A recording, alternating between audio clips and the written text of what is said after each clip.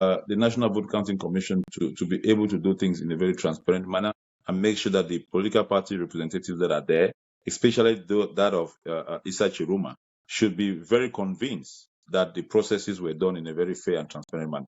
If not, that would instead fuel some tensions again. And the National Vote, the Constitutional Council should treat every file at their disposal in a way that convinces Cameroonians that they are being fair and transparent with the way that their processes are being carried out. And finally, the results. And I think because the Constitutional Council is the final place and you don't have anywhere to go after that, whatever the case will be, the Cameroon, the president that will be announced will have, they have 3 days, 72 hours to go through all. So what usually happens is that I have been there. I was representing ELECAM in that commission. That is why you're talking to the viewers of the Beyond Africa podcast. They need to understand what is happening, what happened there a few days ago, and how to connect that to what is going to happen over the next 5 days.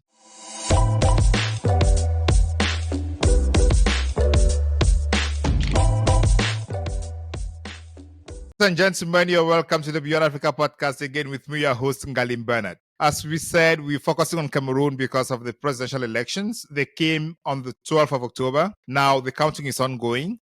And the expectation and anxiety are so high on what the outcome is going to be.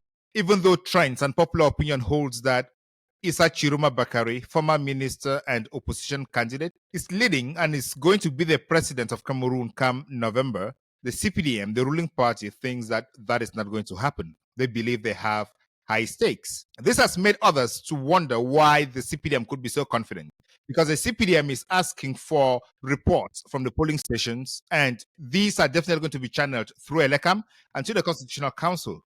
Cameroonians seem to have given up hope on the Constitutional Council and ELECAM. So today, a guest who understands the process, how the results move from the polling station all over to the Constitutional Council, and how decisions are made along the chain. He's going to help us understand this process so that every one of us understands what we are waiting for, how we should be waiting for it, and what the outcome is going to be. Will the Constitutional Council have the final say? Legally, yes. But does the Constitutional Council influence the final say? He's going to help us answer these questions. Mr. Artem, you're welcome to the Beyond Africa podcast. Thank you, Bernard. Thank you. It's really a pleasure to be here with you. Yeah, I've tried to make this happen, and you've been busy covering elections, receiving African leaders, organizing elections, observing elections here and there, and it's now in your own backyard, and we need to talk about that. What do you think? What is the temperature out there in Cameroon regarding the elections? Well, the temperature is very high. Compared to the temperature in 1992, I must say. Cameroonians, for the first time since 1992, have come out en masse to actually make their voices heard.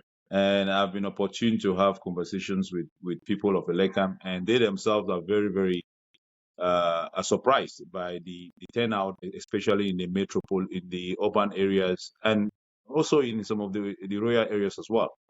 And the way the Cameroonians were engaged in monitoring their votes, in voting and monitoring their votes and taking part in the counting was something that we've never seen before. And we hope that the expressions of the will of Cameroonians will be what will be reflected in the Constitutional Council. Yeah, thank you. You touched on 3 key points there that look very interesting to me. The anxiety is higher than it was in 1992, which many onlookers would think that's strange, because 1992 was the first election after the unitary state, the single party regime. Then there is high registration in the metropolitan areas. Then the engagement. I want to touch a little bit on the metropolitan areas. When you looked at ELECAM statistics before the 2025 elections, the northern regions, especially the north and the extreme north, had the highest number of voters. But this time, the central region had the highest number of voters. When your communications with ELECAM officials, do they think this is a source of pressure for them?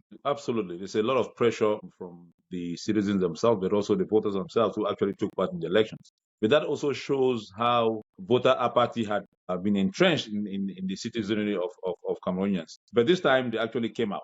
They showed before that there was a lack of trust, and that political actors themselves did not actually do much to remove, eligible voters to go and register. This time, because of a lot of advocacy, both from the diaspora and inward inside the country, but also because of the sufferings themselves, because of what people are going through. And they thought that this time was a time that they needed change. And that's why you saw them coming out en masse to register. Imagine that a degree holder is riding a bike. He's a biker. They call it, I don't know how to call it there in Cameroon. Okada. Okada man. You can imagine that a degree rider is an Okada man. And how many of them are Okada people or taxi drivers who are degree holders in Cameroon, right? So I think that there's a time when you say enough is enough, right? And you really want to make sure that your voice is heard. The tricky thing with that is that when those guys come out, they don't just come out to vote. They come out to vote and make sure that their voices are heard, because they're coming, some of them, even though they're 35 and above, they're voting for the first time. Right? So they really want their voices to be heard and to be heard. And ELECAM is under immense pressure. And don't forget, that is why even opposition candidates themselves, they didn't know what to tell these guys. They didn't know what to tell the voters, because they didn't imagine that these guys will be out, Cameroonians will be out in their numbers like this, right? So they didn't know exactly their messaging. And that's why when Minister Issa Chiruma left the government, he saw a vacuum. And not that they didn't have opposition leaders, but he saw what they call a messaging vacuum that he captured. He went into it and really captivated, told the Cameroonians what they wanted to hear. A message of hope, a message of assurance, but most importantly, a message of forgiveness. That I was there. I know I did things that were wrong. Nowadays, it's very difficult to have a leader come out and say, I apologize, right? So those are the things that really, really captured the minds of Cameroonians, especially those that had voted because of advocacy, those that had registered because of the advocacy from the diaspora and the civil society. They saw someone that they can count on, someone who can come out and apologize if he does something wrong. Someone who can take responsibility, but someone who also says, I will not come here and stay. I will come and pass the torch in 5 years. So those are the things that actually, made Cameroonians to come out and say, whatever the case, now we have somebody we can count on. We think he's speaking the truth. We think he's saying what we want to hear. And they came out en masse and voted and actually defended their vote the way we expected. That is the curiosity about this election. Besides the anxiety and the participation, the biggest curiosity about this election is Issa Chiruma Bakari's rise, what I call the Issa effervescence. Because 3 or 4 months ago, Cameroonians would have sworn that they would take Issa Chiruma Bakari to the slaughterhouse. But now he seems to be the hope of the nation. And as you say, it is the messaging that he communicated to the people. Absolutely. And the fact that he could go to Bamenda, speak in English, he could relate to the people or talk to them, not in a distance, like you said on the stage. He was really speaking to them in front of them, really, really caught the minds of a lot of people. But most importantly, when he said that I was speaking on behalf of the government, I was telling you people what the government wanted me to say. But now I'm out of the government, I apologize. And if Jesus Christ can, forgive your sins, why can't you forgive me? Everybody who heard that, we want to give him a second chance, right? Yeah. So, but like you said, the way he relates to the people, he's humble, and the hunger for Cameroonians for change was something that he took advantage of. And because the voices that were out there as opposition leaders did not really message. The messaging was not very captivating for Cameroonians to pick on. But for Anglophones, for instance, he's again speaking in English was good for him. But also, in French and in English, saying that one of his top priorities is to make sure that he resolves the crisis, the conflict in the English-speaking regions, was something that really, really drew the attention of most Anglophones who wanted to take part in the elections. And you saw the Anglophone youth themselves were there supporting him, monitoring the votes and safeguarding their votes just because of Issa Chiruma. Issa Chiruma didn't have the kind of representation that you expect in the Southwest and the Northwest, but he had indirect representation, right? Those were the people that were there to make sure that they can make sure they protect the votes for Issa Chiruma, even though without party representation in the Northwest and the South, in the vast majority of the areas in the Southwest and Northwest. Yeah, just the happiness, the excitement during the vote count. Issa Chiruma, Issa. You really see it in people. People are really happy. We're not exaggerating anything here. And it's really funny. But when you talk to these people, your friends at the ELECAM, did they foresee Chiruma Chiruma's rise, or is it a surprise to them, and is it making it difficult for them to proceed as they usually proceeded? No, I mean, the few that I had the opportunity to talk to, including the ones that are at the top officials, they were expecting some form of tension, some form of pressure, to speak, if there was a coalition candidate, right? They didn't foresee a single candidate putting up what they are seeing now with Issa Chiruma.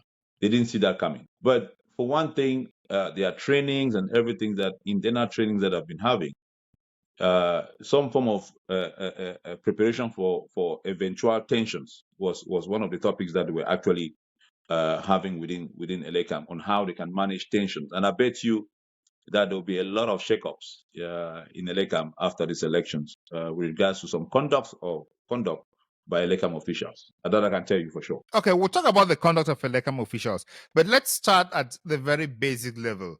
I want us to be more pedagogic and more educational in this episode of the Beyond Africa podcast, so people really understand what the electoral process is. So on elections day, let's start from elections, not the pre-electoral period. Let's just start from the election day itself. What happens at the polling station when you go in to vote? Well, the first thing is that every polling chairperson appointed by ELECAM, right, goes to the ELECAM office in the morning. First thing, usually they tell them between 5 a.m. to 6 a.m., depending on the distance of your polling station from the ELECAM office itself. So there are people that get to that office at 4 a.m. if they are distant. The distance of their polling station is a little bit far. Before the day of election, all ballot boxes are filled with the required election materials.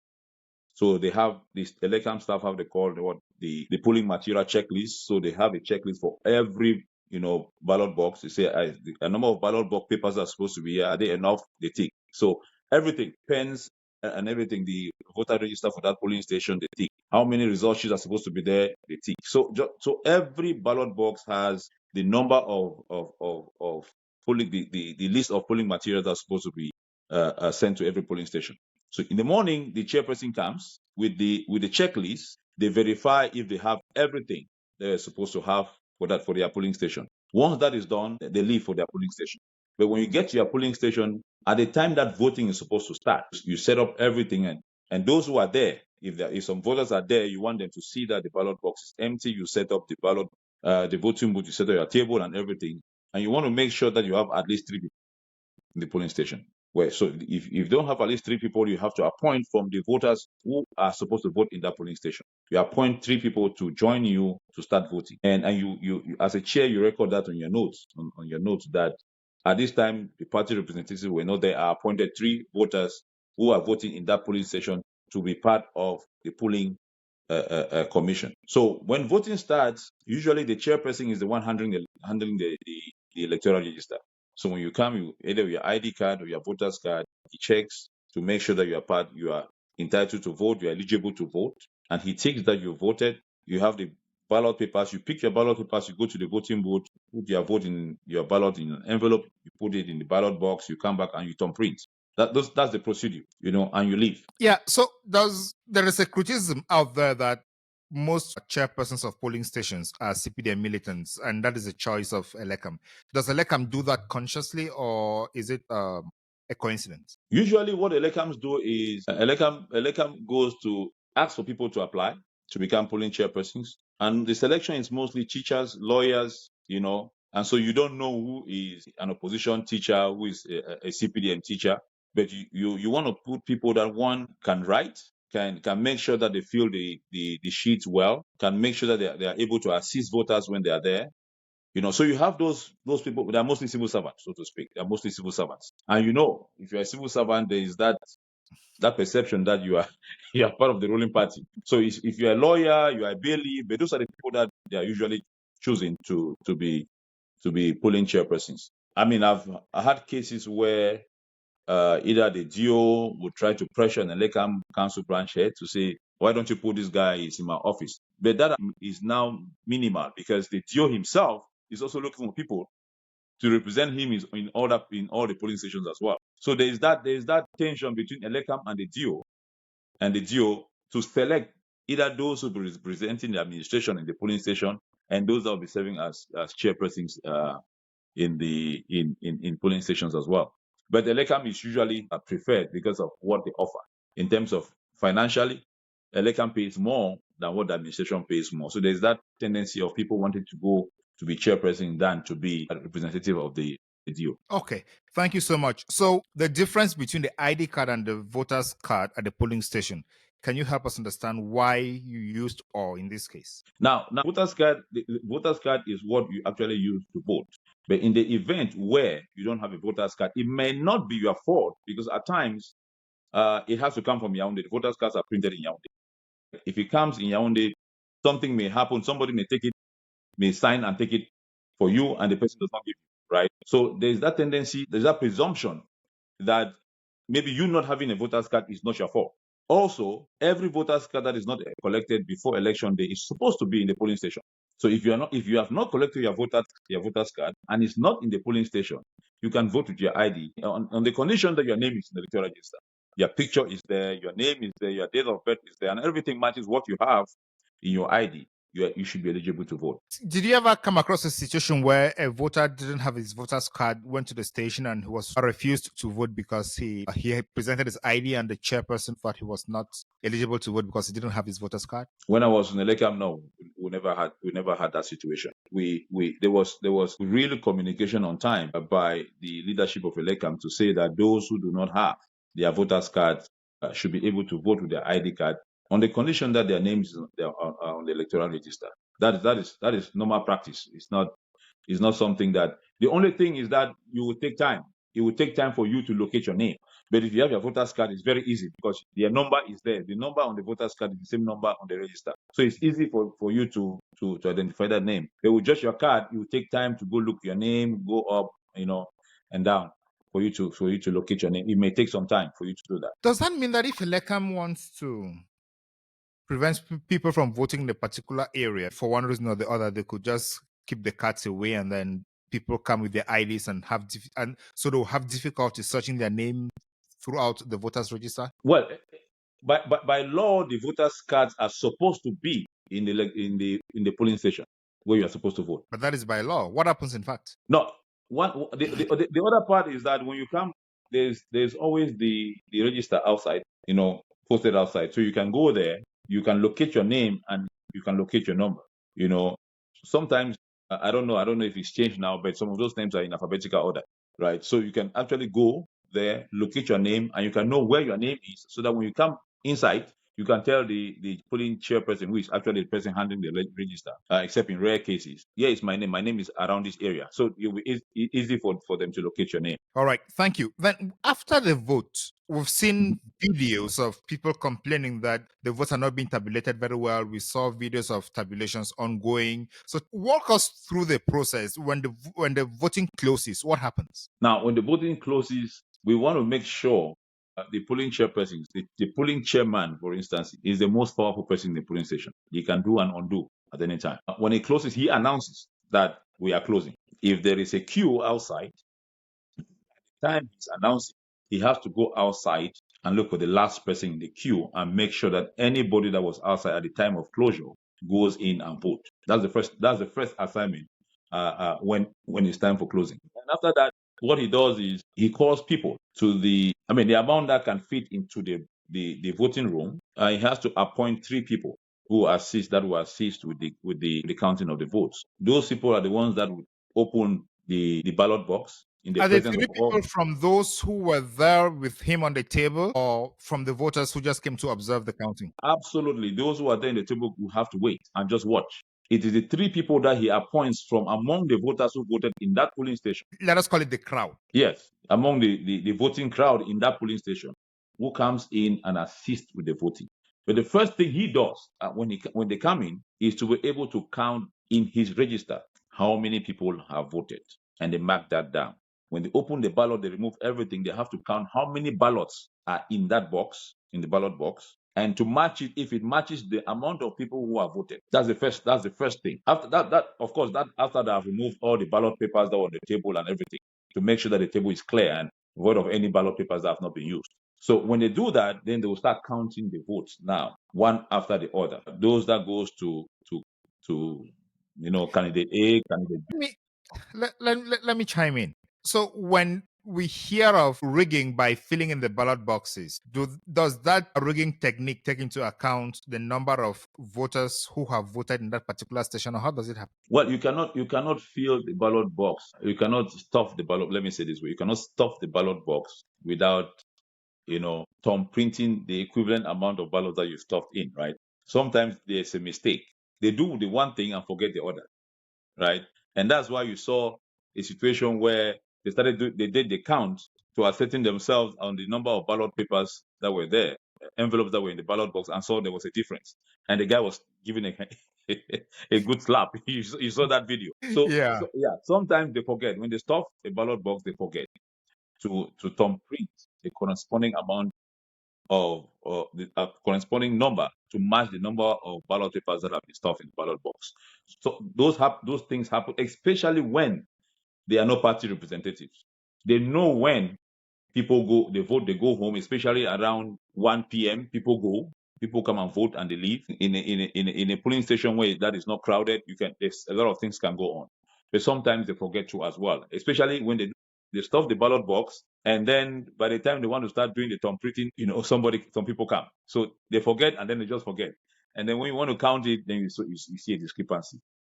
Those things happen, especially when the people who are chairpersons of polling stations are not ELECAM staff, and so they are also open to bribery, open to corruption sometimes, as we've seen during these elections.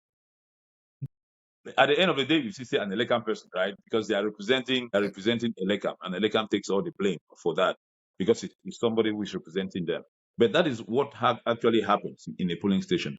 When the votes are counted, the chairperson is the one that declares that candidate A or candidate B has won. These are the votes obtained by candidate A, candidate B, candidate C. And everybody notes that. And then he can appoint one of the chairpersons, one of the representatives to fill the result sheets, or he can take that because there are so many result sheets as their candidates plus administration, and he has to take two himself. The chairperson has to take two to the ELECAM office.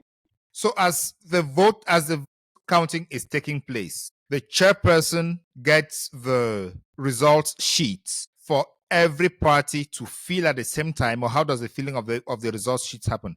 Does every party fill their own, or does somebody fill it because there are too many result sheets on the table? One person fills it. It's supposed All to be the one result person. sheets. Yes, one person that fills it.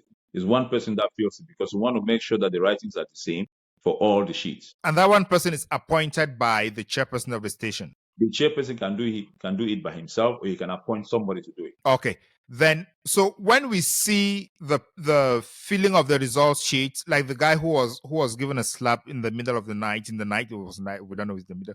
He was given a slap. Did that happen when they were still counting, or did that happen after the counting and filling of the sheets? You can start filling the sheets before the counting ends. For instance, there are areas in the sheets that does not have anything to do with numbers. You understand what I'm saying? The candidate names and all of that, all of those things you can start filling. You can start filling the sheets because sometimes because of lights and electricity issues, you want to make sure that you fill it before time. So while they are counting, somebody can be filling it. Sometimes they even fill it before the end, especially when they have some time, and just leave the area where it has to do with results itself. And so that as soon as the counting is done and it's established that candidate A, candidate B have obtained this number of votes, you just go and fill and just put the numbers at the time. When they fill before that, when do they sign it? Do they sign it after? Do they forget and just sign before? They sign at the end when the numbers are filled. They sign at the end when the numbers are filled. Because again, it also depends. If for instance you have a polling station where you have all the candidates represented, right? It means you have about 14 copies to fill.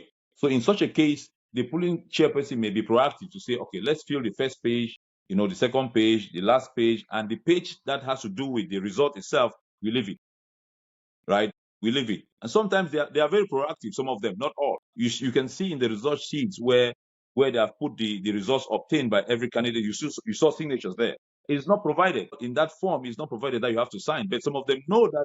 Let's talk about the signatures in the moment. At the level of the polling station, we have identified two ways of fraud. The first way is just filling in the ballot boxes, and then the second way is thumb printing when people are gone or when you don't have too many eyes around. Okay, is there any other means of fraud before we go to the signatures? One of the most important ways of fraud, and that is so legit that you will not even know anything, is the person having the voters register. Anybody can come, you can vote 5 times, 10 times if that person who has the voter register wants you to. You just need to come and says, I've seen your name. Go and take a ballot paper. Tell me about the ink, man. The indelible ink.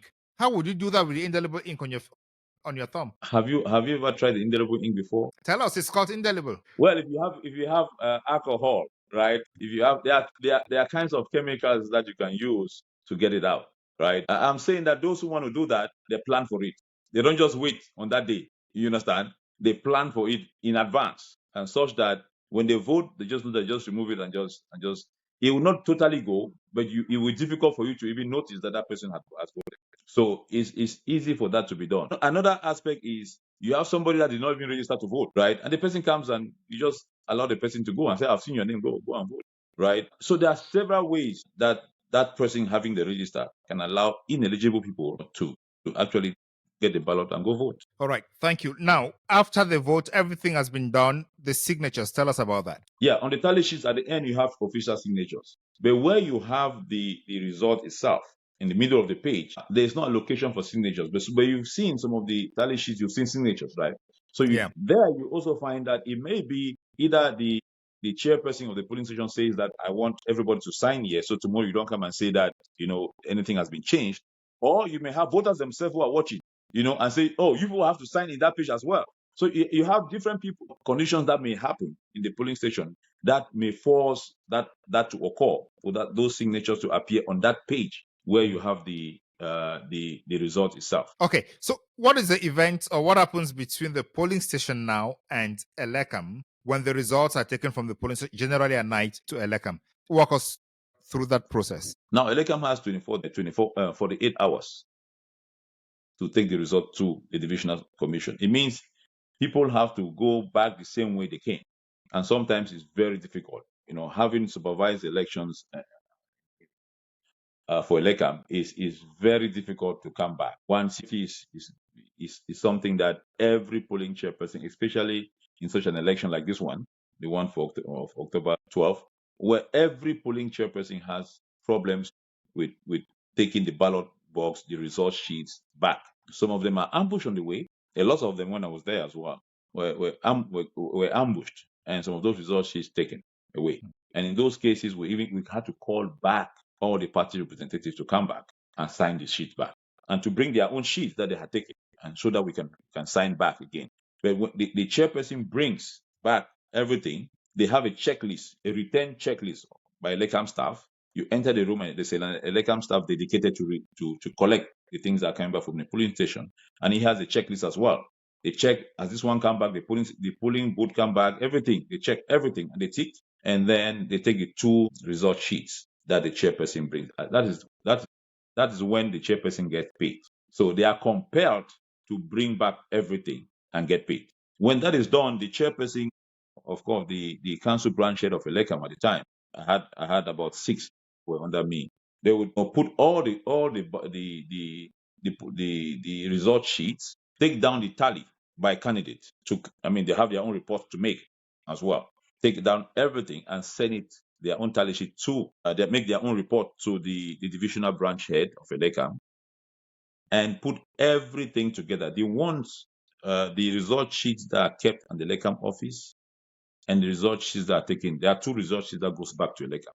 The ones that are kept in the ELECAM office and the ones that go to the divisional branch office. So they have 48 hours to do that. And they do that for all the polling stations under their control. Yeah, before we go to that, what is the risk of fraud at the level of ELECAM when the result sheets leave from the polling station to the ELECAM office before they go to the divisional level? That one is a little bit tricky, right? That is why we have you here.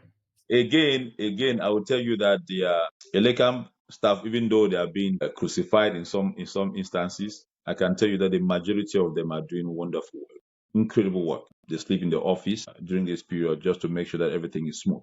But I can also tell you that I can enormous pressure. I have worked there. I can tell you that firsthand. They face enormous pressure. You can tell that presidential election results are read by divisions. Every division in that country has a minister or somebody who's a director general or something. And each of those guys want to win in their division. So these ELECAM officers really face a lot of pressure from everybody. It's either the opposition is out there telling you they'll kill you. It's either your phone is ringing from someone else telling you that you know that your wife is a principal in so and so school. We will remove and send her to a village. So they are under immense pressure. I can tell you because I've been in that position before and really help supervise the presidential election. So they're under enormous pressure, and so many things can go on at that time. So many things can go on. So what is the pressure about?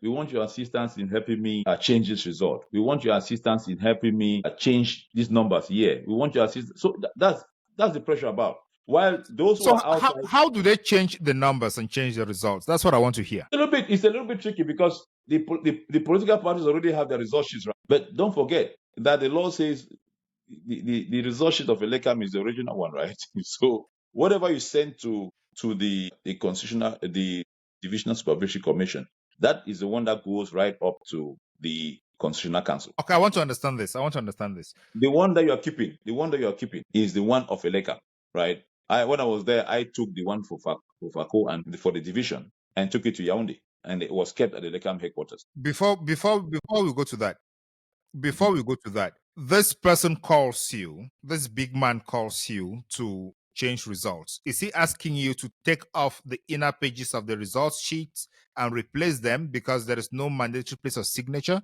So you sign something else and put in there? Or how does that happen? Bernard, you have signature experts in Cameroon. They just need to look at your signature and they can do it the same way or something very similar. But Mark, you remember that it is the chairperson sometimes that fill the form. So they'll call you. You can do that, and when they want to do that, they don't do it for all the polling stations. So it depends. It depends on the true margin of victory of one candidate to the other. So if the margin is, for instance, 500 votes, maybe you just need maybe 2 result sheets or 3 result sheets to change. If the margin is 4,000, maybe you need just maybe 10 or 15, to change. So it depends on the margin. That tells you the work that they have to do if they have to do anything. Like I tell you, you have some bad apples at the ELECAM, but you have the majority of them are very dedicated people. And those bad apples and those bad apples really are people who do not care. Those are people who are looking for a job. ELECAM will not see, they are fraudulent. Those people, it doesn't show on the face, right? They will recruit you and they'll put you there to defend the rights of Cameroonians. But things do not usually go the way ELECAM will want, right? So you have people that would really undertake that risk to change the results, and especially when they know that, because when they are calling you, they are giving you all kinds of possibilities, right? They're telling you, don't worry, this party is not even in the divisional branch, in the divisional commission. So don't worry, there will not be anybody coming here to say what you've done is wrong. You understand what I'm saying? They're telling you that don't worry, we'll tackle it there. Don't worry. That party person will just be one person for the party that will have to deal with, rather than in the polling stations we'll have to deal with maybe 120 of them. Right? So they'll convince you to do that. And some of these guys, they'll even threaten you. They'll tell you about maybe your families who are working in government, someone who is in the taxation department, someone in the treasury department. If they really want you to do that, they'll do everything to pressure you to do it. And it takes someone with a very strong mind to resist. You know what I'm saying?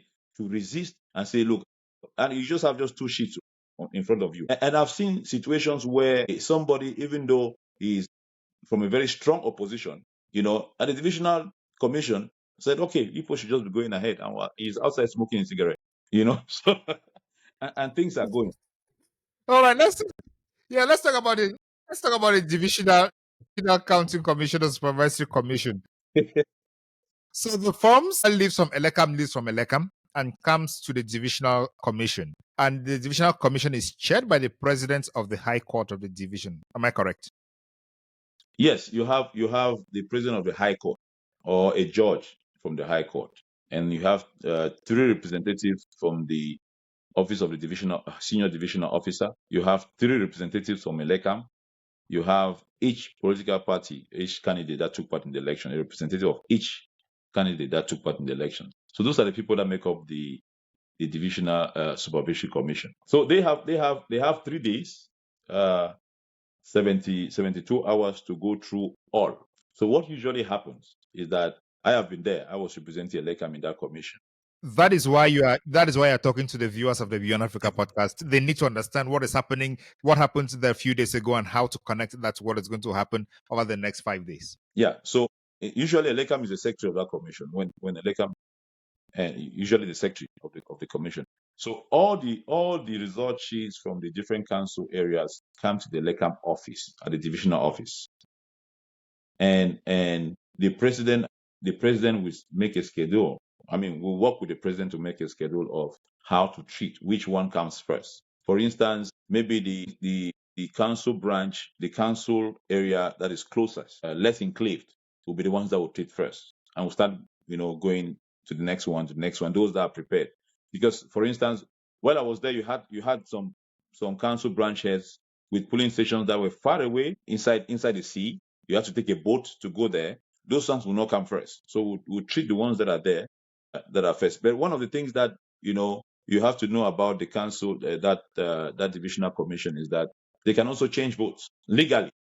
Yeah, before we get to that, this is just a yes or no question. Can the Divisional Counting Commission or Supervisory Commission start counting before all the reports come in? Yes. Let's say we are still waiting for those who are in the sea. Can they start counting before they come in? They can start counting for those that have completed theirs, while waiting for the other ones. Yes, they can do that. They can do that, and they do a lot of corrections as well. Like I told you, most of the result sheets come with errors as well, counting errors. You can tally the vote secured obtained by all the candidates, and it doesn't tie with the number of registered voters. Sometimes they even forget to mention void vote, so they forget at times. So the Divisional Commission does a lot of work to try to correct all those counting errors. It's a little bit tricky because at times you have to remove 2 votes on somebody, right? Especially somebody who is right up there and the second person is right down. So you have to find a way to do it. When there are discrepancies, how do they make the decision on how to adjust? For example, the report sheet comes back from the polling station with 11,000 votes, whereas only 10,800 people, for example, printed the register. How do they account for the 200 missing votes? What is the procedure to account for that? Okay, so first, what they usually do in the case where I was present, what we did was, we had a situation like that.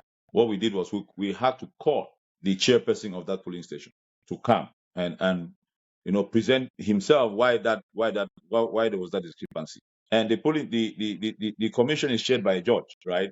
So it's like a court at that time when we're judging those things, and he makes those determinations. It's not, and if there's any objection, you pose your objection, you say why that objection was made, and if the majority people in that commission says, we think this is the best, and this is what, like you said, the judge have said, this is what will be done, they'll validate it, and they'll put in the report that goes to the National Commission that we had this situation, this is what was decided, and we had an objection, and this was why that objection was made.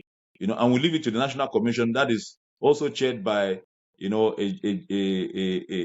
somebody from the Magistrate Emile Esombe. Absolutely, from the Constitutional Council to take it up there. But I tell you, rarely would you find that discrepancy of about 1,000 votes. Usually you find 10, 15, max 20 those errors. So some of them, especially if the votes are lesser, the votes obtained by a candidate are lesser than the general number of voters who voted, we attribute that to the void votes, right? We don't attribute it to any candidate. We just say void votes so that we make it to match the number of votes to match with the number of voters that actually voted. Okay, so when you said the majority, first of all, is there a let-down procedure for proceedings in the Divisional Counting Commission throughout the country, or the judges who head these commissions use their legal experience and their practice experience to decide how proceedings are going to happen in that particular station or that particular commission? It's kind of a legal proceeding when we have that situation. Of course, you have the representative of ELECAM is there, right? They'll give their argument why we think that should how it should be.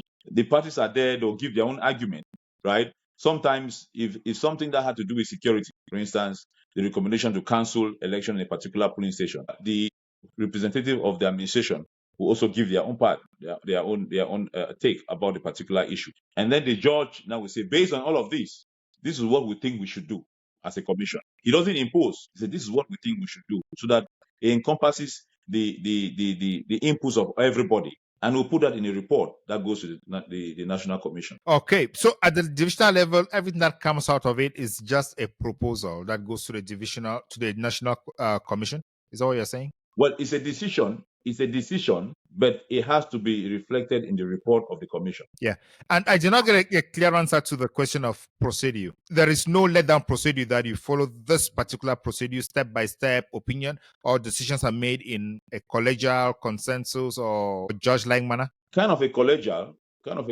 way, but because it's a judge. The justice from the High Court, right? He is there to ensure that every decision that we take at the level of the Divisional Commission has the legal backing, right? And he will tell you what you're saying is not legally, binding. We think that this is what is legally binding. And so we are all there, relate to what the justice is saying, right? And the arguments that everybody is free to see. At times we are there to 3 a.m., sometimes 4 a.m. And he says, go back home, come back after 3 hours. But it's something that sometimes is hot tension. But at the end of the day, we want a solution. Yeah. The justice, whatever he says, if it's something that we all align to, we all agree, we will definitely agree and we'll take a decision as a commission and we'll write it in the report. Thank you. Then you mentioned decision making by the majorities. This majority we have, the judge. Does the judge give an opinion when he opens it to the floor for proposals? Yeah, he does. He does give an opinion. I think his opinion is mostly tilted towards the legality of the decisions that people are proposing. Okay. And then ELECAM has 3 representatives. Do all the 3 vote or just 1 vote representing ELECAM in that commission? No, it's 1. It's 1. It's 1. Then administration 2-1. Yes, then it's 1. Then the candidate 1. Not everybody votes. Not everybody. All right. Thank you. So what are the incidences, or what is the probability of fraud, and what type of fraud can happen at this level? Well, I can tell you that where you don't have a representative, right, the kind of pressure that council branch heads face, where you don't have an active political representation. When I mean active political representation, it means a political party or a candidate who is going to win. You understand? Not somebody who does not care. He's a candidate. He's a representative of a candidate who is likely not going to win. Right? So you don't call that an active representation. But an active representation is really someone that you know that is coming there because his candidate will win or is likely to win. That's an active person. When you don't have that kind of a person in that commission, and the rest of those who are in that commission are having these pressures from left to right, there's a tendency that they may try to succumb. Some will hold it, some will hold it, some will want to succumb, and sometimes rarely would you have them coming to the Divisional Supervision Commission to ask for favors, right? Usually what they do is at the level of ELECAM. The favors are from the level that 48 hours is where everything happens. That 48 hours. In the commission, you hardly find all those things because the commissions, when they come there, they are already seeing the result sheets that have been brought to them. It is before that result sheet leaves the polling station and get to the Divisional Supervision Commission, where so many things happen along the way. Have you heard a situation where a party representative comes to the Divisional Commission and his own tally sheets that he brought from the representative of their party at the different polling stations is completely different than what ELECAM presented to the Divisional Commission? Yes, we've had a situation. We'll have a situation like that, but the difference was very little. The difference was about 15 votes. And it really, why that situation was not alarming is because the candidate still won, right? In the council area. So it was not really, and it was a little bit difficult in the first instance because it was among the first 5 result sheets that were being treated, and that we saw that discrepancy. So when the others came, he saw that okay, we are already leading by 2,000. So he said, okay, let's not worry. So we've had that situation, and we kept it aside that we wanted to get the chairperson of the polling station and the ELECAM people to come and explain, because sometimes the ELECAM person representing ELECAM in the polling in that commission is not from the council where that error came from. So usually we want them to come back and explain what. Yeah. So when these 48 hours are maximized to the fullest for the bad reasons, to cheat, to fraud the report, and it gets to the divisional commission, and then the representative of the parties come and see that, from conversations with colleagues and friends, how do they handle that? Do they just give up, or they just go in there, collect money, or they're intimidated? And tell me, what happens? Well, I can always say for the one that I observed, and I was there personally. But you have colleagues, and you've heard from colleagues. Really, I've not heard from colleagues that have really witnessed that. Why? Because in the English-speaking regions, right, you hardly find these francophone political parties that have a headquarters out of the English-speaking region really having an active representation besides the CPDM and the SDF, right? So you hardly find that, and sometimes even the SDF representatives that are there, depending on the election, they will tell you, well, those people in Yaoundé, when they win, they'll be in Yaoundé. I'm here, I'm down here. So I'll just do my own part. I'll not keep myself. So that's why I say that it does not suffice to just say I have a party representative. It's who you send, especially at the divisional level. It's who you send. And there's no need you sending a representative at the divisional level. When he goes there or she goes there, without the result sheets of the council areas that he's covering, he has no use. You understand what I'm saying? He has no use because he has no reference document that you'll be looking at. While the guy of the CPDM is there with all his result sheets of all the council areas. You are there, you don't have. Maybe you have for one or for two, and the entire division is 6 council areas. So your participation is limited, because whatever you want to say, they'll ask you, do you have a result sheet? That's why I tell you that sometimes when they are pressuring these ELECAM workers, what they use to tell them is that, don't worry, this political party will not even be at the divisional, so they will not come to contest. You understand what I'm saying? The other ones that will be there will deal with them for you. So don't worry. And because and I'll give you a typical example that we've not even mentioned before. I was in a situation where the council head of a political party, thus I'm saying active political party, was giving money to say that in all your party representatives in this number of polling stations, especially the polling stations that have 500 voters, we want you to put these names, and this is your money. So you go there at the polling station, you see people, and you think that they are actually opposition representatives, right? But they are representatives of party in power. You understand what I'm saying? So sometimes, and then you can do all your counting after the vote, you do all your counting and you leave, and they feel what they want to feel. And they sign. Why? Because they're all coming from the same party, but just having the same different titles. You understand what I'm saying? So it happens. It happens because I've witnessed it, I've seen it, and the political party only knew later when the news came out that this is what was done for us to have this victory in this particular area. So those things happen. That's why it doesn't suffice you sending representatives. You have to know who you are sending, and if that person is somebody who is reliable. And the party itself, when I saw, for instance, the SDF sending 30-something thousand names, in my mind, okay, do you people really know those people that you send? Can you vouch for them that when they sit in that polling station, they'll be working for the interests of the SDF, or it can be 5%, it can be 10% of them? Are they actually working would they actually be working for the interests of the SDF? So you see, you can be blaming ELECAM, right?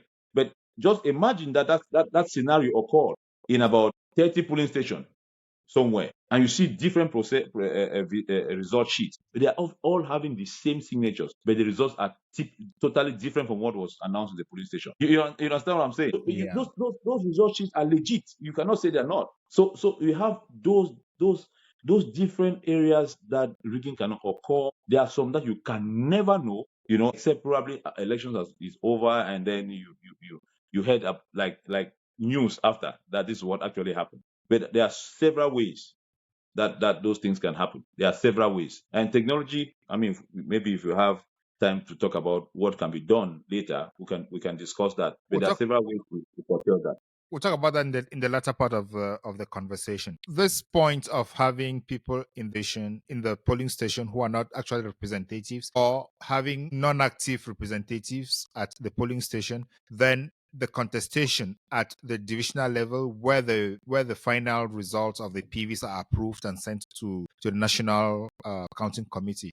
Is that a reason for which the CPDM at the moment is insisting only on PVs, results sheets, and cares less about all the videos about the published or the results that were filmed on the boards and all those images made on the blackboards? Well, I would say yes. I would say yes, but I don't think that is honest, because if you've given out all the information, all the list of polling stations, and you've given out how many people are registered in every region and every division, people can choose where they want to go. A party can decide to say, I would target just this area. We're in America, where you don't find voters going into a particular state or candidates going to a particular state. They don't just go, right?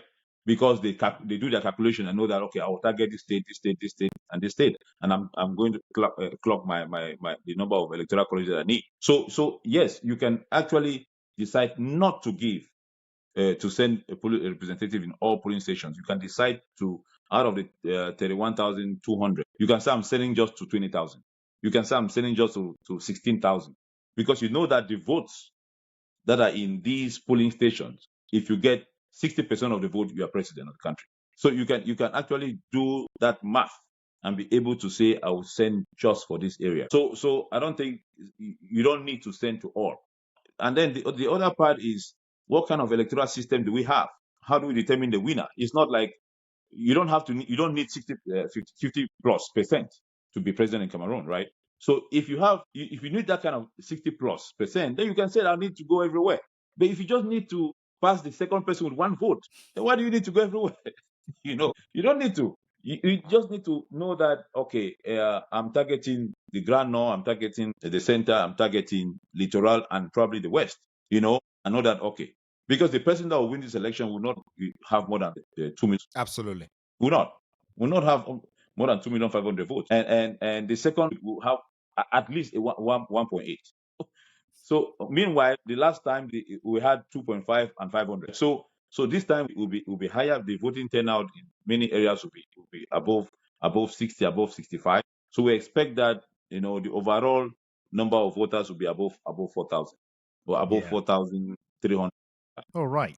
Thank you. Now, the CPDM, as everybody is excited about, not everybody, as most people, especially Chiruma and opposition voters and onlookers and supporters, are excited about the counting of the votes with the publication of the results on the blackboard, the videos that are being uploaded on social media and on independent auditing sites. The CPDM is calm. They say that they are calm and they're only waiting for the various representatives to send in their tally sheets and the results sheets.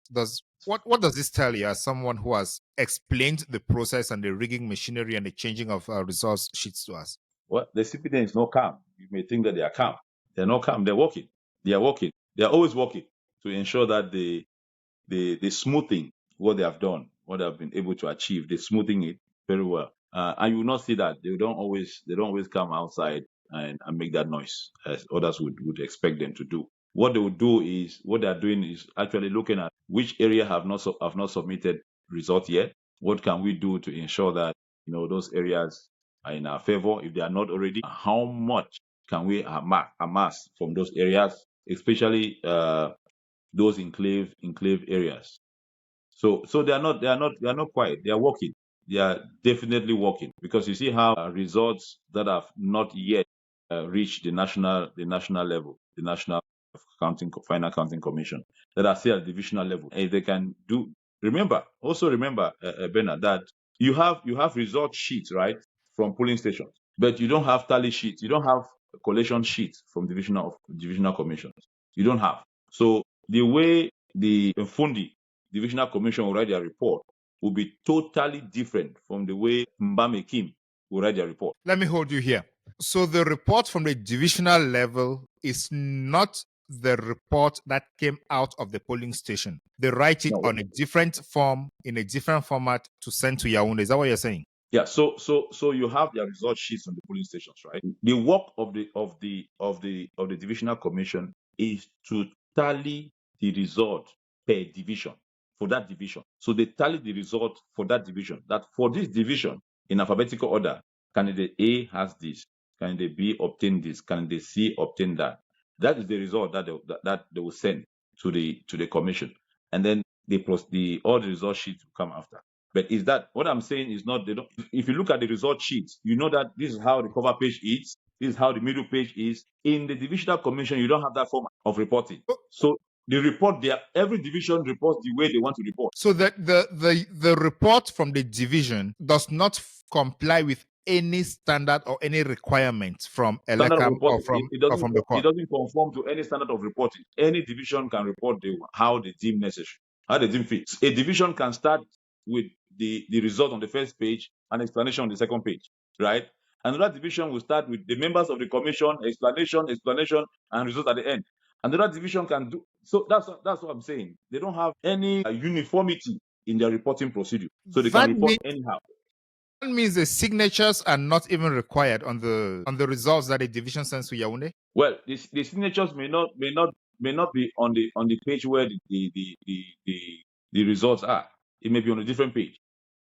Please, Like I said, sometimes break this down. Explain this in detail. Let people understand. So there is the result from the polling station where everybody signs comes in a particular format prepared by ELECAM. At Yes. the divisional level, any division fills their own form the way they want, following their own format to send to Yaoundé. Yeah, they make their report the way they want. It's a report. Really, you know what I'm saying? So there's no uniformity in their reporting. So they report the way they want. They can. When I was there, I was secretary of my commission. You know, we started with the members of the commission, how often the commission met from this time to this time, from this time to this time. The chronology of how we started the work. We started with this council first, this council second, this council third, and then the next page, we had the results, and then we had notes for discrepancies and how the decisions were taken. And then the last page we had signatures. And then the president said, "Oh no, let's just for purpose of transparency, let's also sign on the page where the result is." So there is no procedural manual, right, given to the divisional commission that this is how you have to make a report. So what is the risk in this? What is the risk with this? Well, the risk is that where you don't have a party representative, and probably you just have the commission members and the ELECAM officers are pressured, right? Anything can change along the line, because once it leaves, nobody is going to change anything. Once it leaves, I mean, for my division, I actually took the results myself to Yaoundé. I carried the results. So when you carry the results from Boyatiko Limbe to Yaoundé, is it possible for you to even take out a sheet, like everybody signed at the back? Could you change the results sheet and take it to Yaoundé, and it will still pass scrutiny at the national commission? No, you can change when you know that you have no challenge. There's a possibility of no challenge, right? You can also change if you don't have an active person, political party that may, bring you trouble, right? You can also change, because once it gets to the final counting commission, that's all. Whether somebody's making noise at the back, somebody's making noise, that's all. It's gone, right? I took mine right up to the Constitutional Council, and I stood during the day of reading of the results. I stood there to see if something changed. Nothing changed. It was the same as I said. You understand? So you can tell that this is where this thing takes place. Is this area is there down at the divisional and the council branch? Yes. Yeah. So at the national level, what happens during deliberations? They still cross-check, do all the summation to ensure what is reported is what is, or how does it happen? Well, at the national level, they look at the divisional reports, nothing else. And is there room for objection at that level? Is there room for modifications as at the divisional level? If you're objecting, you have to object based on what you have.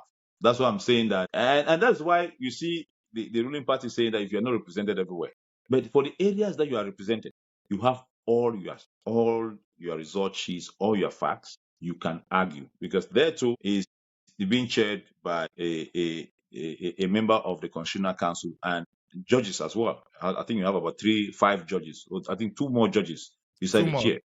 Yeah, who are there also. So who are members. So you can actually bring, if you have your own result sheet, you can actually bring. So for the 2 result sheets, one goes to the Constitutional Council result sheets, but usually they don't go on time.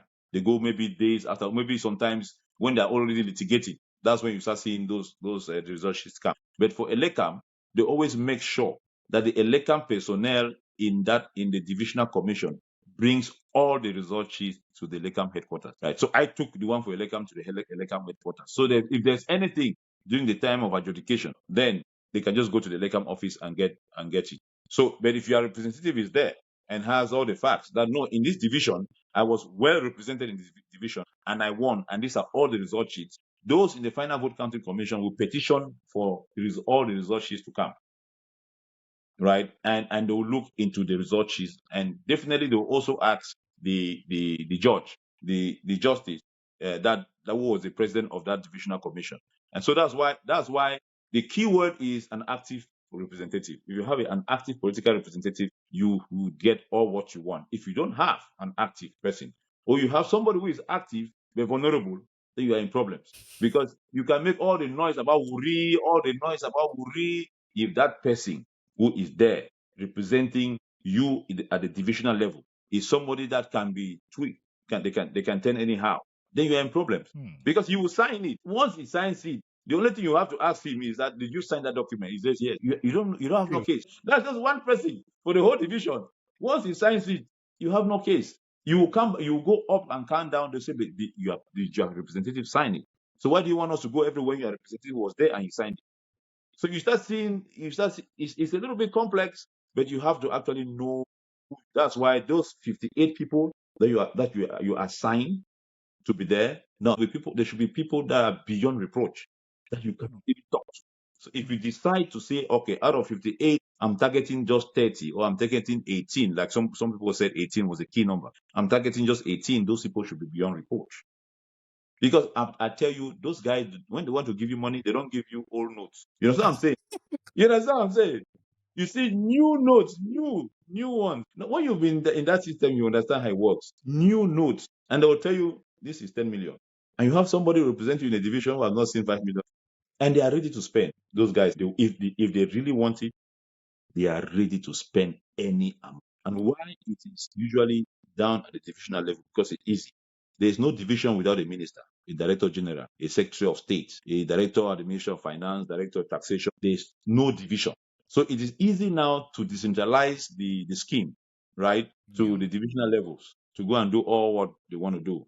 But again, if you have real representation and decide to say, I'm targeting to be just 60% of all the polling stations, then you should be able to have people in the division, from the polling station to the divisional level to the national level, that can defend it.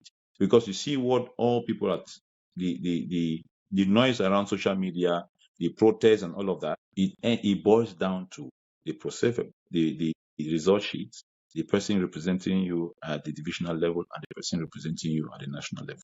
Those are the key things. Those are the three things: the result sheet, the person representing you at the divisional level, and the person representing you at the National Food County Commission. That's all. Do you have the impression that political parties understand these intricacies? I think they do. But some of these intricacies, for you to counter them, it goes to finance, right? It goes to finance. So which the ruling party has a lot of it, and you don't have. So sometimes you have the ideas. Sometimes these political parties have the ideas. They have the mechanism of how to curtail this, but they don't just have the resources to deploy. And that is it. To me, I think that is intentional. The system made it intentional, so you don't have the resources to do that, right? It's only a very rooted political party that will be able to provide 31,000 names to represent them and be able to pay them, except you just have volunteers. And if you have volunteers, that's even worse, because you just put 31,000 vulnerable people. It makes it really more complicated, especially at this time where everyone was asking for a coalition so that they could at least federate forces at that level. But at this level, I'm still seeing some degree of a vulnerability, because the commitment that an SDF observer might have had towards his candidate will not immediately be transferred to the candidate of another party. Do you see this as a risk? Yeah, absolutely. And let me tell you this: the commitment by party representatives during a local council election is more intense than during a presidential election. It's more intense. I can tell you that, because this young guy looks at the council. It's something closer, right? Yeah. He can go to the mayor and talk to the mayor. He can stop the mayor on the road and say, I voted for you, I've not done anything. But who will you see the president? You just have to sit and wave and clap. with the president. You not see, you understand? So they are more committed. I heard Cabral Libi said that he had to take fuel and put besides a court and say that, but they did that because I think it was a parliamentary election. Yeah, So. it was his own election. Absolutely. So you see that there was that commitment because he was there with his people. But for a presidential election, is very different. It's very different. Now it does not suffice to make a coalition, but when every member of that coalition is assured that when we win, it will be a consensual government that will form, it gives them the zeal to spend their own money for their own area of jurisdiction where they have to do if they have an operational coalition also to spend money to pay for agents. But without that, even with an operational coalition, when there's no financial commitment, becomes also very difficult. Yeah. Bernard, I can tell you that I have been in a polling station where a polling agent of an opposition party is there from 6 a.m. to 6 p.m. without feeding. And the CPDM, they give money to women to cook food. And the way they come with their food, they come with like a buffet and drinks. And you have the opposition, you are there, yes, saliva. But this time, I didn't even see any party representative making noise. It was voters themselves, the youth themselves, serving as citizen watchers, poll watchers, ensuring that the votes are counted, ensuring that the forms are filled. So this year, there was a drift from the rule in the polling station. There was a drift from the rural party representatives actually played, especially in the urban areas. Yeah, that is making me wonder because at the level of the polling stations, the anxiety, the mobilization, the watching was top notch. Mistakes might have been avoided at that level. But from your explanation so far, from the ELECAM Council Office to the Divisional Counting Commission, that is where the problem is going to be. I don't know what you're hearing from friends and colleagues, but is there a risk at this level that if all the actions that were taken in the past to smoothen the results, as you said, are done, to manipulate, rig the results are done, is there a risk that things could implode? Well, of course, there's a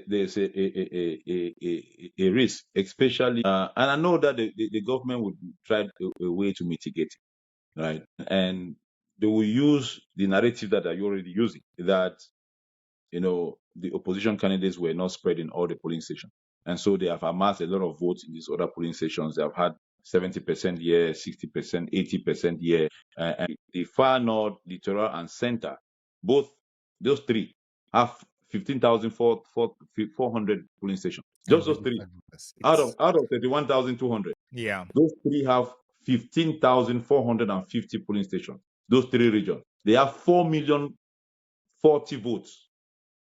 4,040,262 votes out of 8 million, I think 8 million something. So just those three regions have 50% of the number of polling stations, 50% of the total number of voters.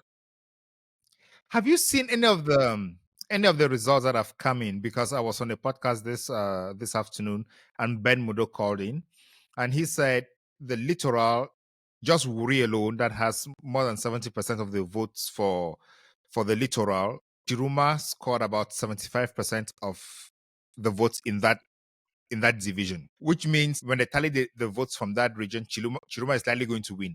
But when it comes from the rural areas, now the margin is going to be reduced, which could be the same in the center and in the far north. Then when you go to the other regions where the opposition, where Chiruma was not heavily represented, south and east, northwest and southwest, it may further reduce it, and then the tides may turn. Mathematically speaking, that may not be possible, but when you listen to people from ELECAM and put on the ground talk, do you see that as a risk that may change anything going forward? I think for urban areas, Chiroma stands at a better place in the urban areas because Wuri alone has about 2,800 polling stations. That's about half because the entire littoral has 4,500 polling stations, 4,534 polling stations. Wuri alone has half. Just that Wuri has half. So out of the 4 divisions, 1 division has half of the number of polling stations and half of the number of voters. So if you can capture Wuri, especially Douala 3 has the highest. If you can capture Wuri, then you've captured littoral. Now it depends also now on the margin. the margin that you obtain. If you obtain for 74, that is good. It's good. If you obtain 74, and it also depends on what the next if the next person comes second with maybe 20, 21, it means you are very good, because in the other three division, even if you are 30, 30, 34, 35, 40, you pick up, you get the whole region, right? Mhm. The same thing with I think with Fundi. Fundi has I think 2,474 77 polling stations out of 6,300 in the entire center. And Fundi alone has about 766,000 voters. So if you can get that, you stand a better chance of really depending also on the match that you get in Fundi. In Fundi, you can actually pick a lot of votes from the center as well. The same thing with the North. I hear the North is a little bit close between the incumbent and Minister Issa Chiroma. But if you leave that, you go to the West, right? You also see the votes of the West, how they are tilting towards Issa Chiroma. Then you see that he's in a good footing. You go to the Southwest. I think the Southwest, Issa Chiroma won in Fako. In Fako, yeah. In Fako, and then the rest is CPDM. Now CPDM, because for instance Kumba had I think just 4 polling stations. Right. Now you want to know where the locations of those polling stations were. If you go to Lebialem, all of those areas, the location of polling stations can play a big deal. Yeah, of course. Because we have quotas, like we know in our Anglophone areas, right? We know that this area like this is Asia. You know where there are lots of Muslims. You know that one maybe UNDP. So, but if they put a polling station, the location of polling station where further away from those quarters that you know that is STM, of course you know that it will be difficult for STM to go and vote because of security reasons. But since it will be closer in proximity terms with the other areas that's more close to sympathizers of the CPDM, they will go there and vote, right? And also that tells you also that it will be difficult for the SDF to have representatives around that area, because how do they live except they go and sleep, in the other side with probably a friend or a neighbor to get up in the morning and be there at the police station. So all of those things count, and it opens the way for any kind of manipulations to happen. Yeah, I was looking at the final counting, final collation sheet from Bui Division, and it said about 2,000 people voted in Kumbu. Well, people who were at the polling, because in Kumbu they had a polling center at GBHS Kumbu, and it is at the heart of the administrative area where the military and the gendarmes protect, and they had about 2,000 voters, and onlookers are questioning if that is the real number of people who voted there, and probably has scored about 90% of that station, which is going to be a repeat in most of the Anglophone regions, So let's see what happens. Well, I think what I mean, this is something that I've said a long time ago. For Issa Chiroma to win, he needs to what we call in election terms run the numbers. He needs to run the numbers in the urban areas. Yeah, 75%. If he has 75% in the center as well, in all those areas, 75%, 75%, 75%, he is in a good standing, because the CPDM will run the numbers in the royal areas for sure. Don't be surprised. They will run the numbers in all those Kumba, Bedimo, all those. They will run if those areas are 80,000 votes, they will get 80. They will get at least 60,000. Yeah, I saw something. I think that the results from the East region, when you look at areas like Kadei, that is the Baturi areas, the more enclave areas, guy is winning there with about a margin of about 70%, 80%. But when you come to the urban area, Lom and Jerem, Chiruma won. Just to confirm what you are saying. Yeah. I mean, it happens in the US, right? Yeah. If you go to Chicago, it's Democrat. DC, Democrat. New York, Democrat. Los Angeles, Democrats. All those big cities, Democrats. But who is in the White House? Who is in the White House? Donald J. Trump. So you have to run the numbers where you can, and hoping that even if they run the numbers in those enclave areas, they will hardly catch up with what you've done in the urban area. Not that the CPDM will be able to capture all urban areas, because of course you still have Issa Chiroma capturing some royal areas as well, especially in the west. He will pick up a lot of votes from the west, even those areas that are enclave. He will pick up a lot of votes from those areas. You also have some areas probably in the east and in the south, even though they say is the fear of the CPD. but he will definitely pick up some votes there. And it depends on the margin too. It's a presidential election. So even if Bia is 51, is 45, it's a lot for Isachiruma in those urban areas. It's a lot. The only fear that we have is, will that 45 be maintained when it leaves that royal community going up? So that's the only thing that you have to be afraid of. But all in all, I would say that, people in the diaspora project see Michelle Doki. I'm telling you, they may not have noticed the work they have done. Absolutely. And that is the most important thing, because we're talking with Eric Chinje and Areo Benson today, Ben Modo on the other side, and Jean-Claude Fudambede. What these people are just talking numbers. They're like, this is what we are seeing. This is what is left. Chiruma is leading by almost a million votes now. And when we do the math, we see that Paul Biya cannot catch up again. And I think this is a message that when it goes across, it terrifies, It keeps people wondering if they should have cut off internet on that day or... Well, I don't think cutting the internet would have solved anything. People would have still had those cameras in their phones, those pictures, those videos on their phones, and the day the internet will come back, it will still come out. So I don't think it would have solved. It will not, and they will not cut internet from October 12th right up to October 31st. They cannot, because they too have to transmit their own data as well, right? So they cannot do that.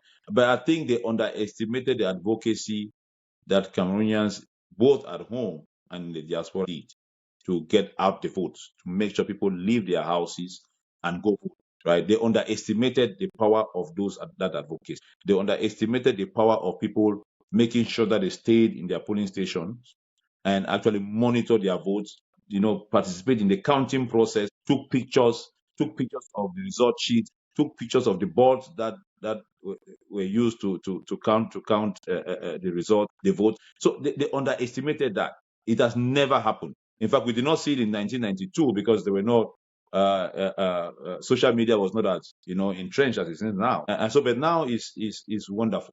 I spoke to someone from the CPDM. He told me, "Look, Henry, look, I can tell you that we are in deep shit." Someone said when Kamto was eliminated, they went and drank champagne, forgetting that there was a game ahead. So they did not read the temperature to see that. Anyway, nobody should have actually done it, because the message here is that Cameroonians are really fed up with the CPDM over the last 43 years, and they really want to change. Yeah, and that narrative of someone is not represented in all polling stations cannot claim victory. That's a fallacy. You can definitely not be represented in all the polling stations and still win your election, right? You can be represented in just 17,000 of the polling stations and still win. So you don't need to be in every polling station for you to win. Yeah. You don't need to be. For instance, if I have a petition at the Constitutional Council about a polling station in the South, I cannot petition because I don't have the result sheet to be able to back my petition. That is valid. That is a valid point to say that you cannot petition in a polling station that you are not represented. That is a valid point to make. But to say that you cannot win when you are not represented in all the polling stations, that's crazy. That's the fallacy. So now, with all this excitement and all the mobilization around the elections, are you seeing any risk? I'm asking this question again. Are you seeing any risk of an implosion if the Constitutional Council does not declare Chiruma the winner of the elections? Of course, in every election, we always have such a risk. We saw it in Kenya. We saw it in Cote d'Ivoire in 2011. We've seen it in different countries. And again, is when you have a trust deficit, right? That there's a risk of implosion. And with these particular elections where you have a lot of young people coming out, we started seeing something in around Chang. We saw something around the Northwest. And those were just a glimpse of what may potentially happen if, one, the government does not communicate in the way that they're supposed to communicate, and that the Minister of Territorial Administration should leave ELECAM to communicate, because it's not his place to be communicating what ELECAM is doing. It's not his case to be talking about polling stations. He does not allocate polling stations. He does not allocate voters to polling stations. So it's not his place to communicate about that. He can talk about the political party registration. He can talk about accreditation of observers. He can talk about funding for political parties. Those are things that are under his authority. But he cannot be talking about things that are for ELECAM, attributes that exclusively within the powers of ELECAM to do. He cannot be talking about. When it comes to security, let him be talking about security. But when it comes to the operations itself, electoral operations, supervision, and everything, it is the power of the Director General of Elections or the President of ELECAM to voice anything that has to do with from the polling station right up to the vote counting commission. He has nothing to say. He's just a participant, and he's a participant in the polling station because of security issues.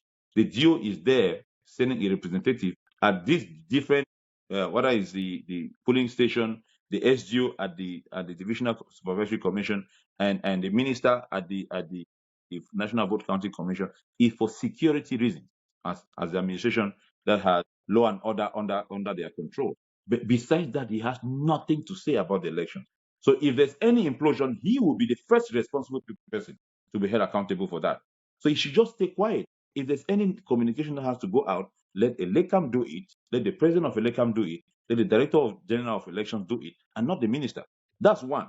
The second is the conduct and the process is done at the level of the National Vote Counting Commission, right? If every political party that participates there comes out and says that the process that we participated in is transparent, we had some discrepancies, our voices were heard, those discrepancies were addressed, it will help to tell Cameroonians that, look, whatever happened at this level, we're having opposition parties coming to voice their opinion about the processes that took place in the National Vote Counting Commission, and also to the Constitutional Council. They have a mandate to make sure that their judgment or the result is a reflection of what Cameroonians expressed at the ballot box. It is their mandate to hear electoral petition and make sure they are addressed in a very fair and transparent manner. Once there's a semblance of impartiality at the level of electoral litigation and result, that is a risk for violence. We are seeing people today. I saw the message from Maurice Kamto asking Cameroonians to calm down, to be peaceful. I saw the message from Issa Chiroma asking Cameroonians. That may not be the case the day those results will be announced, right? But the way that the Constitutional Council will proceed with the adjudication of petitions and the result may actually calm things down. Now, what also the minister will say, because he always say something, even though we say that he should not say anything, will also maybe add more fuel to the issue. It is customary for the government to deploy military law enforcement officers around the period of elections, especially when it comes to results. It happened in 2011. It happened in 2018. So it's not the first time. So today, I will not really look at that as preempting no violence. I'll not look at that as such. But what will be the key also? I'm not sure the president will do that. But do what others do. Call Issa Chiroma, talk to him, encourage him, and say, look, we had a good fight. If the Constitutional Council says something contrary to what we are expecting, it will be incumbent of the president to call Issa Chiroma and say, look, we know that the Constitutional Council has read this way. I know this is not what you expected, but we are all Cameroonians and this country is ours. Calms down the temperature. But without that, you heard what Issa Chiroma said after he voted. He said, si ne connais pas Issa Chiroma, c'est moi Issa Chiroma. That's why we say he's the man of the moment, right? Yeah, he's. And that is what Cameroonians were looking for. They're looking for somebody who could respond to the requirements of the moment, and he's rising to the task. Yes, he's a square peg in a square hole. There's no doubt about that. And that's why, even though those guys are making all the noise they're making, they know who Issa Chiroma is. They know that he can go on rampage. They know him very well. That is somebody that can, within a tickle of an eye, he can go on rampage. And it will be impossible to control him. And when he starts, yes. So it is for them to make sure that they pipe down, and especially the Minat, for him to pipe down and allow other people to communicate, allow ELECAM to communicate where it's necessary, allow those in the National Vote Counting Commission to communicate. For those divisions that are still trying to make trying to collate their results. I saw in one of the divisions, one of the members of the Divisional Commission, I think was the president, coming down to say, when people were outside, He came out and said, well, That was Nimithi in Bafusam. I think so. Yeah, he said if you think that what is inside is not right, send a representative inside to come inside and be with us and let's do. So those are the things that actually calm down the tension. So they have to do that. They have to assure people that what they are doing in those commissions is transparent, is fair. Without that, there's a risk, and you just need to start from somewhere. The others will follow. You just need to start from somewhere, and the others will follow. Yeah. And you were talking about the way forward. I think this thing of not publishing results at the local level is a problem, and it's definitely going to cause more problems in the future.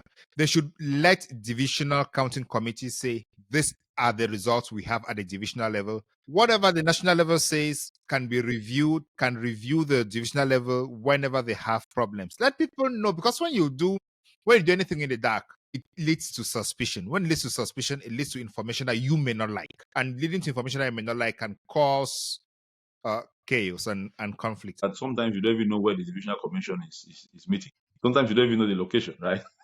I can tell you, when I was there in 2011, there was nobody outside to look at anything. So maybe now it has changed. Some people know where the meeting of the divisional commission is, where they're having their meeting. But it's difficult to know because it's the chairperson who determines where the meeting will be, right?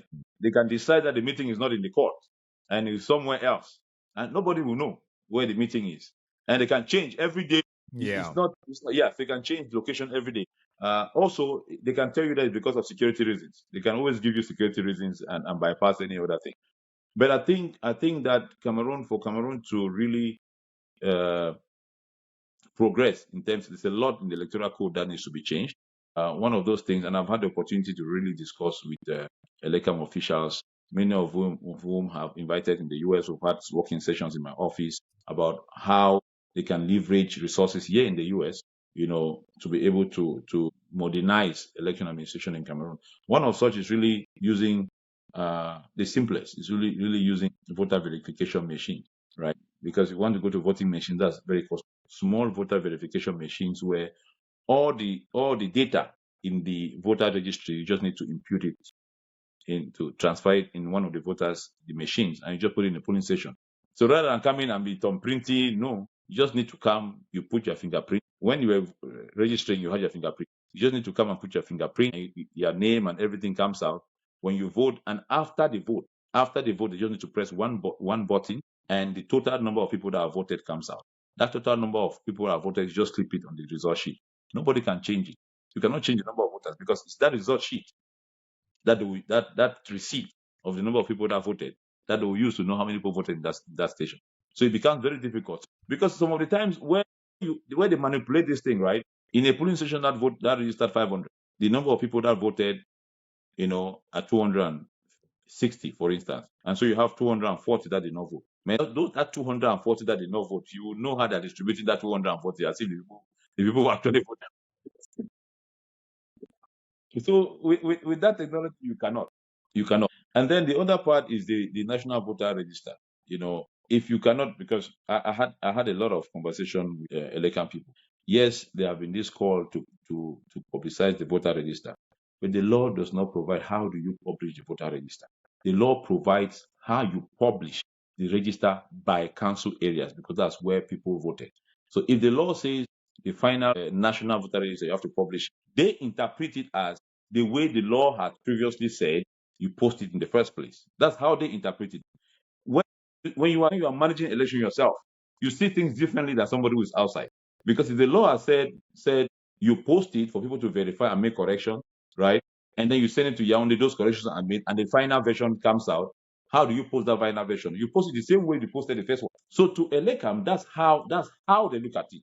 And that's why the final list is sent back to the council areas for them to post it. And there's no national. So, like in the case of Mexico, the national voters list register is sent to every political party. It's sent electronically to every political party. Go and look at whatever you want to look. You can use that for campaign. You can use that. In fact, the one for Mexico, they even have telephone numbers. The US, they have telephone numbers. That's why if you're a US citizen, you have texts and so on coming from different political parties and so on. But for us, we don't have that. It's something that we can institute and say, okay, you are contesting for this position. These are the voters that you have to be looking at. Go and talk to this voter. Sell your program to these voters. These are the list. Sell your program to them and let them make a choice on election day on who they want to vote. One other thing that the government removed in 2011 was the provision for ELECAM to announce provisional results. That was in the first law. They removed it in 2011. That needs to come back, and this give ELECAM 48 hours for them to announce provisional results. And they cannot have all the results before announcing provisional results. They will also do calculations, right, and be able to say if for all of these 18 divisions, if you can get 80%, there's a likelihood that you win, right? So they could also announce that. And then one other thing that they could also do is the single ballot. The single ballot paper. Why are you making several ballot papers and confusing people left and right? Today, you can go to some areas, you see ballot papers everywhere. But if you just have one ballot, it will be difficult to have void votes. I saw a report where I saw 11,000 void votes in the division. I'm like, come on, how do you? Yes, 11,000. So how would you use a single ballot paper saying that it's easy for people to identify their voters and you have 11,000 votes? But with a single ballot paper, you can actually get lesser amount of void votes because you have just one paper, you have to just circle all the pictures and so on. So that's another thing. I don't see people complaining. People complain about the board, ELECAM board, and so on. I think something needs to be done about it. I think if we want to build, trust in the process, they need to have a quota of different stakeholders. Why not put political parties in the board? Exactly. I think we need to talk about these next steps after the elections, especially because projecting into the future, whatever the case, there is going to be movement around elections management, and that starts with the law. Absolutely. Yeah, we need to talk about this because it's untenable that the Constitution recognizes ELECAM recognizes political parties and groups and citizens as the primary stakeholders of an election. And these people don't have a role to play in election management. It doesn't make sense. Yeah, you have to look for a way to put them inside. I mean, you can have the representative of the government. You can have any kind of representation that you want, but make sure you have political parties, especially those in parliament, to be part of it. And then one of the most ridiculous things I've seen, especially in Francophone Africa, you have the party registry, political party registry, hosted by a ministry. For what? Political party funding. When there's an election management body. Yes, hosted by political party funding, hosted by ministry, accreditation of election observers, hosted by, for what? Those are the rules of the election management. That's the ELECAM's rule. Let's talk about this after this election cycle. I wanted us to go through these various steps so that Cameroonians should know what to expect going forward, and also to pick your brain on the possibility of or to pick your brain on what happens next after the declaration of the results, which I think is the most important for us now. But after this election, let's reconvene and talk about the amendment of the Electoral Code, what needs to be done. Because I also think that the political parties need to get into the business of learning how to manage elections, which I don't think it's what they really master as of now. Yeah. No, absolutely. No, I'm very, very open anytime to have that discussion with you. Thank you so much. As we were even talking, I was thinking that part of this conversation, especially the first part, should have been done before the elections, but we're already at this level in the middle of the election. The second part definitely is going to be of help to the viewers. Thank you so much. And do you have any last word for the viewers? No, the only thing I would say is the National Vote Counting Commission to be able to do things in a very transparent manner and make sure that the political party representatives that are there, especially that of Issa Chiruma, should be very convinced that the processes were done in a very fair and transparent manner. If not, that would instead fuel some tensions again. And the National Vote, the Constitutional Council should treat every file at their disposal in a way that convinces Cameroonians that they are being fair and transparent with the way that their processes are being carried out. And finally, the results. And I think because the Constitutional Council is the final place and you don't have anywhere to go after that, whatever the case will be, the Cameroon, the president that will be announced will have a lot of difficulty in engaging with the international community, especially because everybody knows now that, especially with this advocacy, that the elections in Cameroon were very problematic. So that also impacts on international relations with Cameroon if the elections is not announced in the way that citizens actually expect. Wow. Let's see how the results are announced, and maybe from then we can talk about Cameroon's relationship with other countries. About the National Counting Commission doing things in a way that Chiruma accepts them, and the Constitutional Council doing things in a way that the Chiruma and the Cameroonians accept it, falls under what Justice Hewett said in 1924. Justice must not only be done, it must be seen to be done. Once it is not seen to be done, it will be considered that it wasn't done. And with the Constitutional Council being the highest judicial organ in the country that rules on the elections, if justice is not seen to be done, there is a risk that the people may want to get their sovereignty back, because ELECAM and the Constitutional Council are only exercising sovereignty that the people gave to them through the state institutions to exercise. And if the people feel that they are not exercising it well, there may be a risk that they want to take it back. And taking it back, maybe by force, maybe by violence. So justice is very important. I know people are saying, let there be peace. Let there, first of all, be justice before peace. Thank you so much, Mr. Henry Atem, for coming to the Beyond Africa podcast. Thank you very much. Have a nice one. Thank you. You too. Ladies and gentlemen, thank you for following this episode of the Beyond Africa podcast with me, your host, Ngalim Bernard, and my guest, Mr. Henry Atem, who is an election expert and election guru. You've understood the processes and the risk involved in all the processes. Bet this edition is definitely going to be very useful in the near future, irrespective of what comes out of the Constitutional Council for this election cycle. This is still going to be very useful in the very near future. Thank you so much, and see you in the next episode of the Beyond Africa podcast. Thank you.